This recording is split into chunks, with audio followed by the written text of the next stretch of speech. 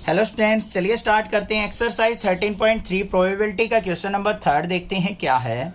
Of the students in a college it is known that 60% reside in hostel and 40% are day scholar. यहाँ पे क्या कहा है, किसी कॉलेज के अंदर 60% ऐसे बच्चे हैं जो हॉस्टल के अंदर रहते हैं और 40% ऐसे हैं जो डेली अप डाउन करते हैं, मतलब घर से आते हैं। Previous year result report that 30% of all students who reside in hostel attain A grade। यहाँ पे क्या कहा है, हॉस्टल में रहने वाले 30% बच्चों ने A ग्रेड अचीव की एंड 20% ऑफ डे स्कॉलर, और 20% बच्चे ऐसे थे जो डे स्कॉलर्स ने A ग्रेड अटेन की in their annual exam, final exam में। At the end of the year one student is chosen at random from the college and he has an A grade.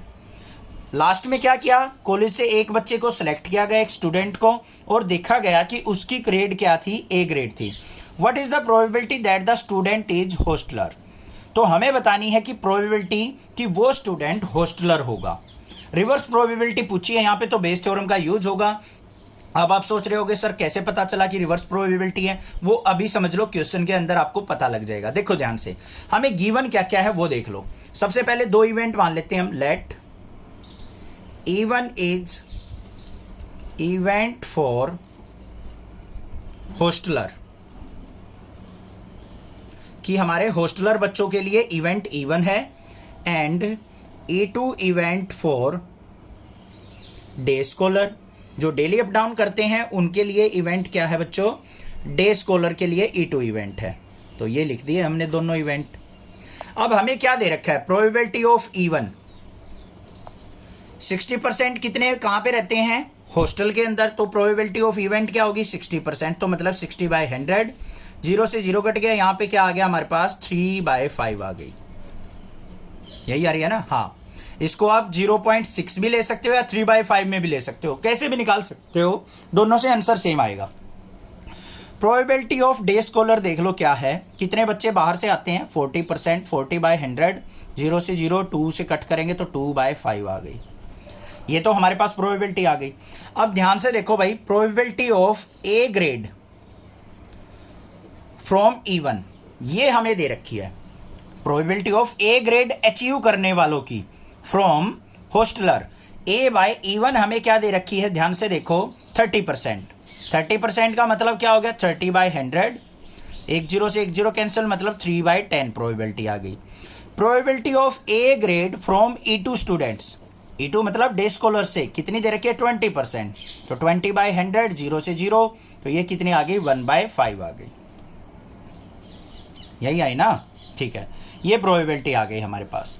अब हमें क्या निकालनी है, ध्यान से देखो, probability of what is the probability that the student is hosteller. Hosteller मतलब E1 की प्रोबेबिलिटी निकालनी है, E1 की प्रोबेबिलिटी निकालनी है। और ग्रेड क्या अचीव की है स्टूडेंट ने, ए ग्रेड, तो E1/A आपको फाइंड आउट करनी है। हो गई ना रिवर्स प्रोबेबिलिटी। A/E1 हमें दे रखी थी, E1/A आपको निकालनी है, तो बेस थ्योरम का यूज होगा। समझ में आ गई ना बात। देखो यहां से स्टार्ट कर दो।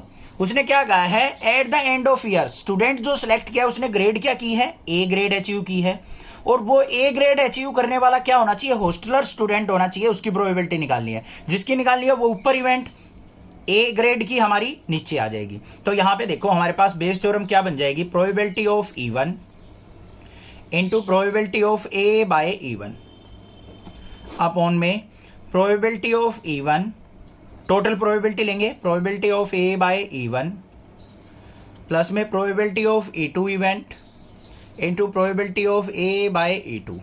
इसको हम क्या करेंगे, सिंप्लीफाई।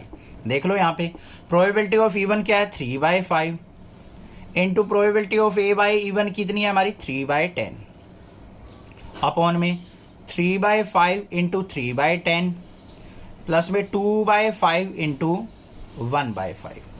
इसको हमें क्या करना है, सिंप्लीफाई कर लेते हैं भाई। क्या आएगा, ऊपर 3 3 जा 9/10, 5 जा 50 अपॉन में 3 3 जा 9/50 और प्लस में 2 1 जा 2/5, 5 जा 50 और 25, सॉरी।